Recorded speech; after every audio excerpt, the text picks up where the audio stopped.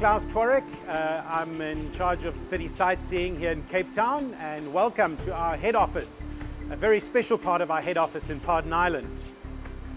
Cape Town, of course, is in the middle of one of the most dire droughts that we've had, because we've got the lowest rainfall we've had in 100 years.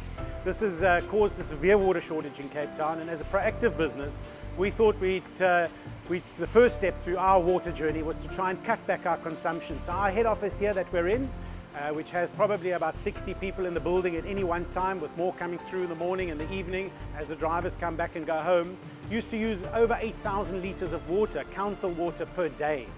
So we managed to reduce that consumption to just over 3,000 litres a day by washing buses selectively, by cutting back the amount of water in the toilet cisterns, by changing the taps to low flow taps. But even that wasn't enough. So ultimately we are very lucky that we are one block away from the sea here in Pardon Island, and we have a lot of natural groundwater, seawater, directly below the building.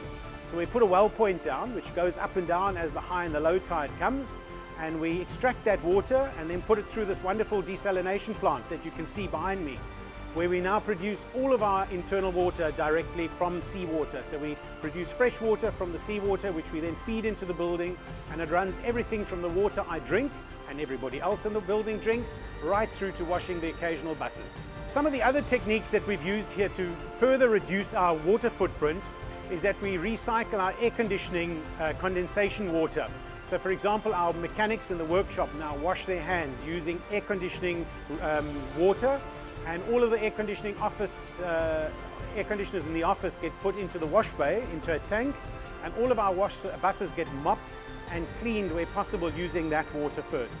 So our overall consumption, which started at over 8,000 litres, went down to 3,000 litres before we put this plant in, is now down to something like under 30 litres per day, which is still 1 or 2 taps in the kitchens for those staff members that prefer to drink council water than desalinated water. We are South Africa's first, and to my knowledge still, only carbon neutral bus company. We measure our carbon footprint very carefully, which gets audited by an external company, and we then purchase carbon credits to offset that carbon footprint that we produce using our diesel vehicles. In addition to that, we've covered the roof of our head office here in solar panels, and we're now capable of producing up to 80% of our electricity needs from the sun.